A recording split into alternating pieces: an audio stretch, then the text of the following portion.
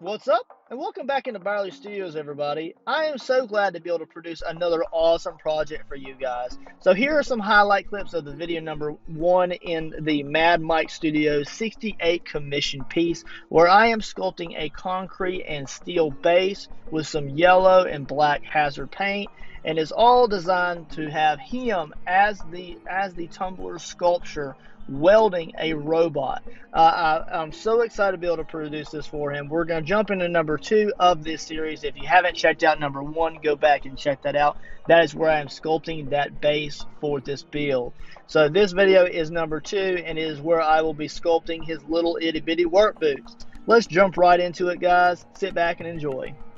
Seeing some of the little highlight clips or glamour shots of the actual tumbler base, concrete and steel, a lot of rust, a lot of decay, cool yellow and black paint going across it just to give it kind of an electrical shop feel.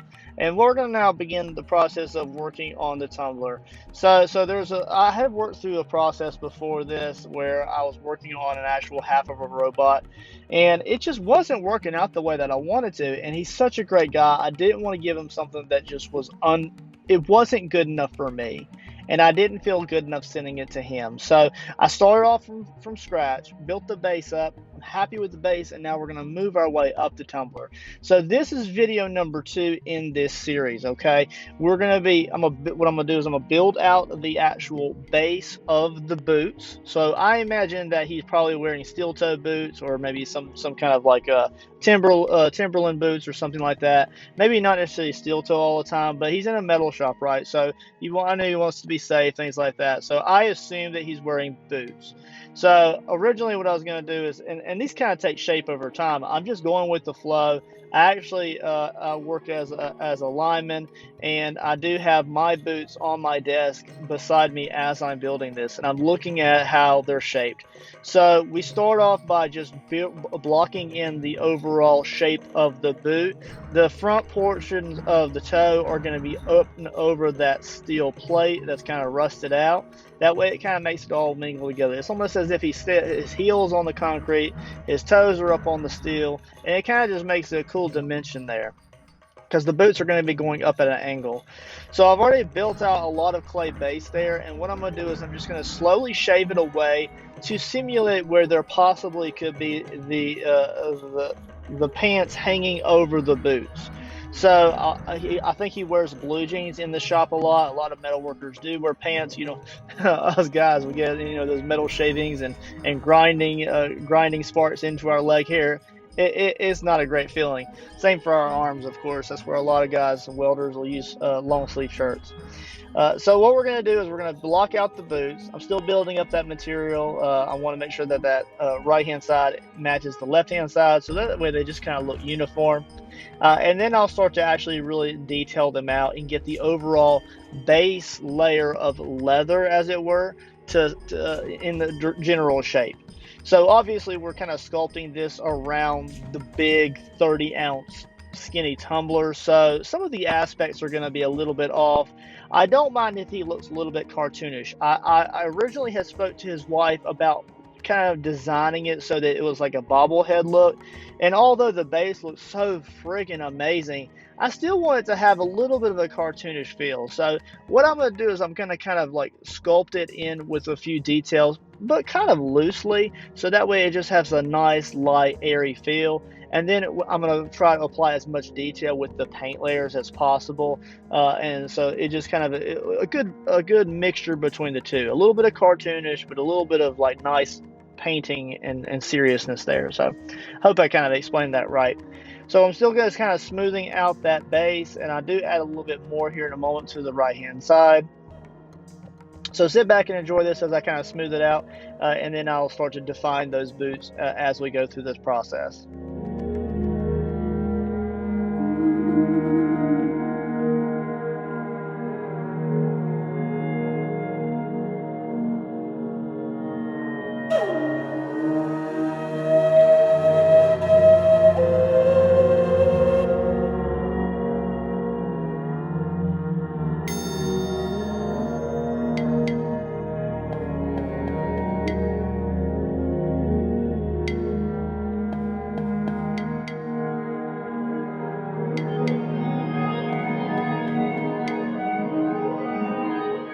All right, so this is where I'm going to start to define that lower edge of the rubber sole. So my lineman boots, I wear Red Wings, right? So they're just a really good quality lineman boot. Just really high ankles. They have steel toes and they have a steel shank in them. I'm not saying that Mad Mike wears a steel shank in his boots. I'm saying that he probably wears a boots of some sort, and a lot of them are kind of shaped and made the same way as far as how the leather is kind of sculpted. I did not originally intend to apply layers of leather stitching to these, but I felt like they were just too plain. If you look at them right now, they're the shape of boots. They look like boots, kind of. They look more like clogs to me, and I need that definition. Of course, the browns are going to kind of define those further later with some brown washes and maybe some black around the soles. But I need to define them more because it's not meeting my expectations of what it should look like. So I added a flat piece of clay around the base of the boots there, and that's the sole of the boot. So I went all the way around, and then I nipped and tucked that into where the boots would be creasing to the interior of each boot. And you can kind of see I kind of cut, and then I kind of nip and tuck that in, so it's just fading into that groove, and that's going to be a very dark groove to simulate a lot of depth in that, where the rest of the boot will be kind of just normal browns and shades of brown. So then I'm also going to kind of nip and tuck that a little bit over time. You'll see me come back to that multiple times.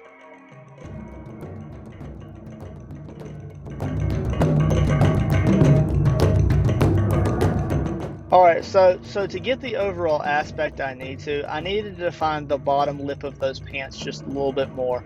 I wasn't planning to really completely block them in yet. That'll be in video number 3, where I fully block in the pants and the jacket, just because it's taking so long for me to work in a lot of these details, and I don't want to make these videos overly too long. I just feel like that 45 minutes is too long for a video.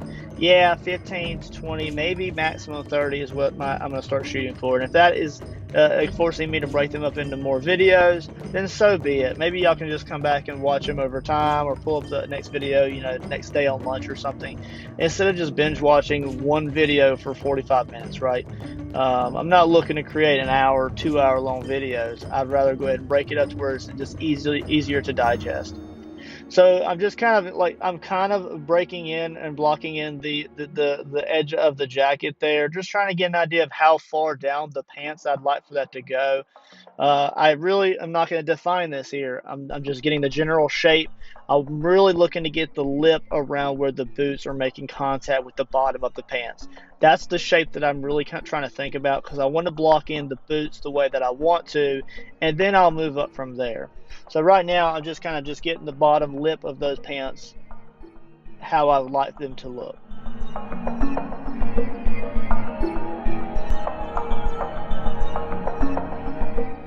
Alright, so I'm going to fade out there and come back into the boots. I'll include the overall just slight definition of those pants in the lower part of that jacket a little bit in the next video, where I'm really detailing the pants and the jacket. So that'll be in video number 3. So let's stick to video number 1 here, and this is all about the boots. So what I'm doing is I'm creasing the joint between the actual leather of the boot, where it curves to the actual sole, and the actual rubber sole itself. So there's an actual crease there in a lot of boots, and then there is a piece of stitching in there, and I wanted to kind of create that stitching. The stitching won't come until a little bit later, and I simulated that not by like a bunch of stitches, but just a single piece of ultra thin clay. You'll see that towards the end of this portion here. So what I'm doing is I'm creating a flat piece of clay, and I'm rolling that from the back heel all the way around to the side of the boot, and then down into where it will fade into those stitching around the sole, or the arch of the foot, right? So I'm just kind of cutting that away right there. I want to create like just a joint there, and I want to just create separation so that it has some sort of shape there.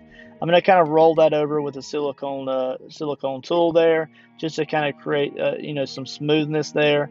I may come back later and I might add some scratches and some grooves and some wrinkles, but I'll do that in a few moments.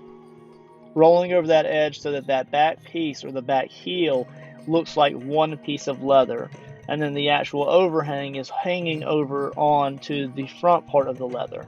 So I just want to make sure that one side of that clay I added is flat and one side is blended. Then I'm going to add a small wrinkle around the back heel. This is not normally on a lot of boots that are newer. Usually if a boot is worn in, I do a lot of squatting, a lot of moving crawl spaces, attics, and stuff like that in my job. So I was able to incorporate this in because worn boots usually create wrinkles around the heels where you're moving a lot. So I incorporated that as well just to add a little bit more detail. The next portion here, I'm just trying to show with my finger here, is where there will be a secondary piece of leather, creating kind of a piece of leather that comes down from where the eyelets are for all of the boot laces. So I'm going to kind of take that and I'm going to curve that up the best I can and kind of measure and cut it again, and then I'm going to kind of bend it into position, and then I'm going to blend that downward. Oh, I'm sorry, I blend that upward. What am I thinking?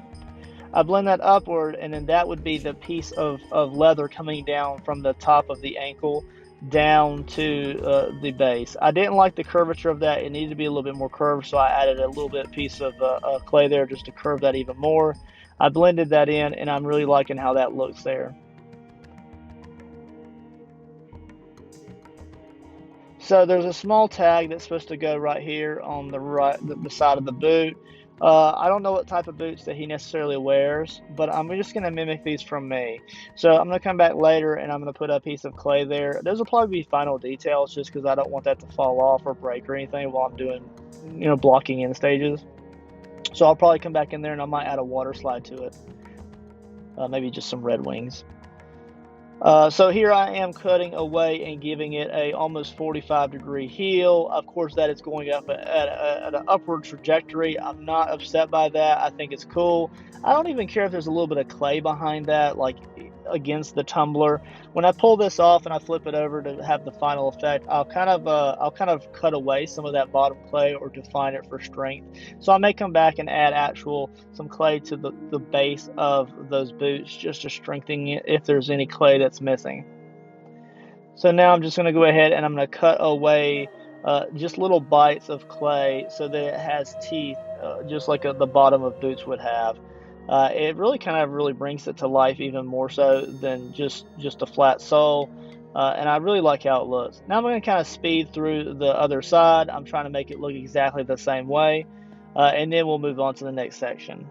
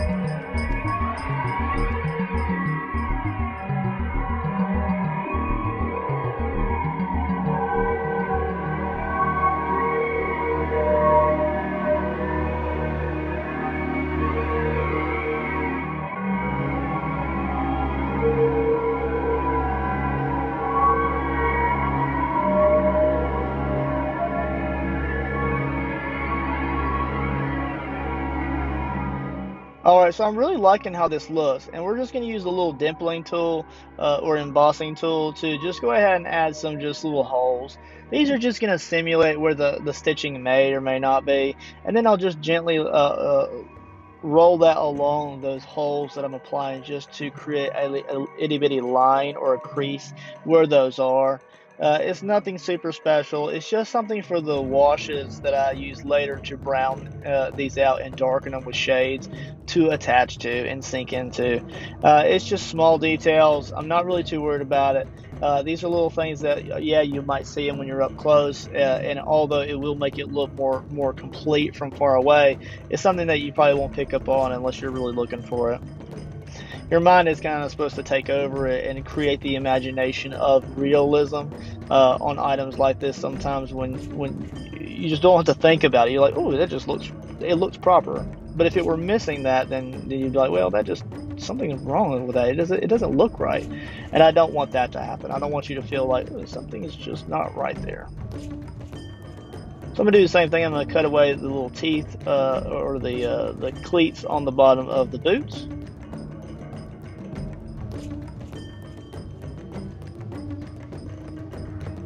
I'm gonna kind of define that out. It's looking pretty good, guys. All right. So now I'm taking an ultra piece of clay that I used on my clay extruder, and I'm just going to run this along that little recessed divot there that I created in the early processes. I'm just going to gently press that into place. I'm not going to add a bunch of stitching to that. I'm not really too worried about that. More than anything, I just want it to stay and not move a whole lot. So you can kind of see I'm just gently blending the edge and tucking them where they disappear into the recesses of those dark spots. And then I'm just going to kind of let your mind go from there. As long as it stays attached to the bottom of that little groove there, I am fine with it. I just put a little bit of pressure so it doesn't kind of just pull out. I don't want it to ruin itself later after baking. So just kind of make sure it has contact with that clay below. But overall, this thing's looking pretty good, guys. I really like the way that the boots are shaped out. I probably will add that little name tag later just to give it some realism. But we'll kind of see how the rest of the build kind of gets built out and how it shapes out to see how much detail I really want to put into little things like that. If it feels more cartoonish, I may not do some of those things, but we'll see as I go along with the project. I'm really happy with how these turned out, and it's my first attempt at making little boots. Adding some little scuffs and scratches there, because all people and blue collar guys, boots don't stay new for long if you use them right. Alrighty, guys, so we're going to go ahead and add a small line around the sole of the boot, and that's just a crease line where they layer in different types of rubber on the bottom of boots. So I'm so happy with how these little boots are turning out. I was kind of iffy about them at first, but after I started looking at my own Red Wing boots and kind of mirroring it and figuring out how the leather needs to be layered and things and how they need to be shaped, it really came alive, and I really started to enjoy the process more. I think they really turned out. They're going to look great with some brown, black, and some dirty washes over them as I paint them in later processes. So we're going to go ahead and roll in some awesome glamour shots of these cool little work boots here. Again, this is video number 2 in this Mad Mike Studios commission. And if you haven't done so already, make sure you smash that subscribe button. Also like the video so I know if y'all kind of like this shorter content instead of those 30 to 45 minute long videos. They tend to be a little bit too long in my book. Awesome little boots, guys. I will catch you in video number 3 of this series. Later, guys.